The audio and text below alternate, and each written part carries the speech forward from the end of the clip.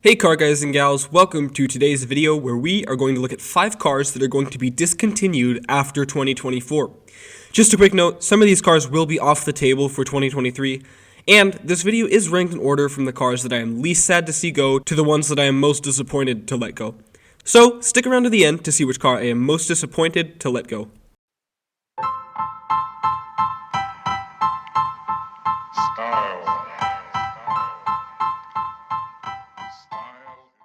First off on today's list is the Infiniti Q60. So, most people don't really associate Infiniti with making fun cars, but to be honest, this is basically a Nissan 370Z with more creature comforts. They've got heated seats and 4-wheel drive, which is way better than the 370Z has, plus it makes the same power, and so it's actually a lot of fun to whip around. Even though they don't really have that reputation, plus their engines sound great, especially with some modifications.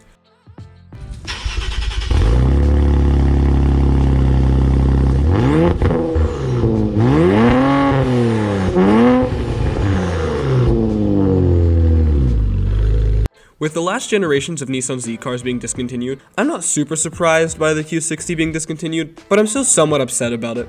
I don't think anybody will be losing a ton of sleep over the Q60's death, but it is still an unfortunate loss to the car community.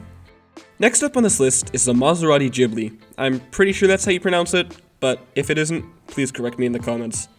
But that's what we're going to stick with for now. Now, this isn't the coolest car ever made. It was offered with engines ranging from a 2-liter inline-4 all the way up to a 3.8 V8 that they may or may not have borrowed from Ferrari. This Maserati made between a fairly average 330 horsepower to a screaming 580 Ferrari-built horsepower.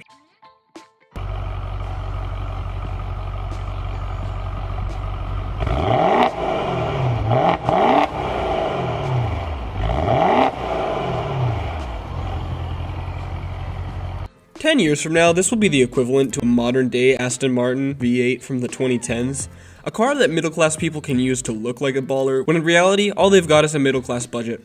Nothing is particularly offensive about this car, it's just a fancy Chrysler that almost nobody but the Maserati fanboys are gonna miss. To be honest, they don't even really have all that much to cry about though. They were given the Maserati MC20 just a few short years ago, and I think that'll help make up for their quite unfortunate loss of the Ghibli. Next up on this list is the Acura NSX. Now, to preface this statement, I want to say that this car was not very profitable for Acura, and that is probably the main reason the car is being discontinued. But unlike the other cars on this list before, the car has a huge fan base that will be sad to let it go. It's an awesome looking car, and it sounds so good.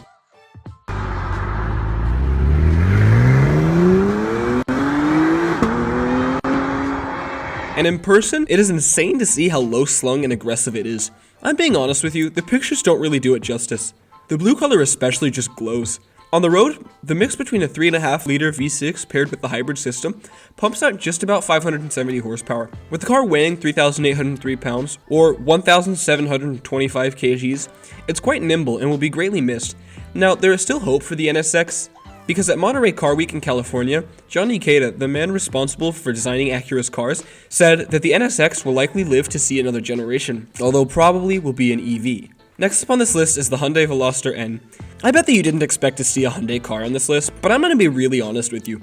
I have been surprised with the cars that Hyundai has put out recently. Their N line is actually quite insane. They have a cool overboost mode that for about 20 seconds gives you about 20 more foot-pounds of torque and a 20 horsepower boost as well.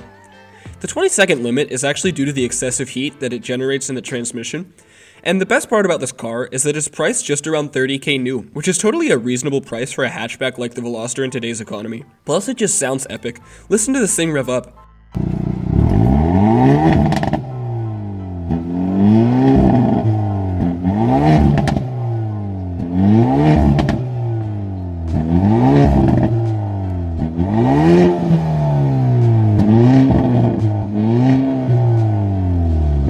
Now, unfortunately, this budget track toy is being killed for 2023, meaning we won't see it for a while, if not ever again.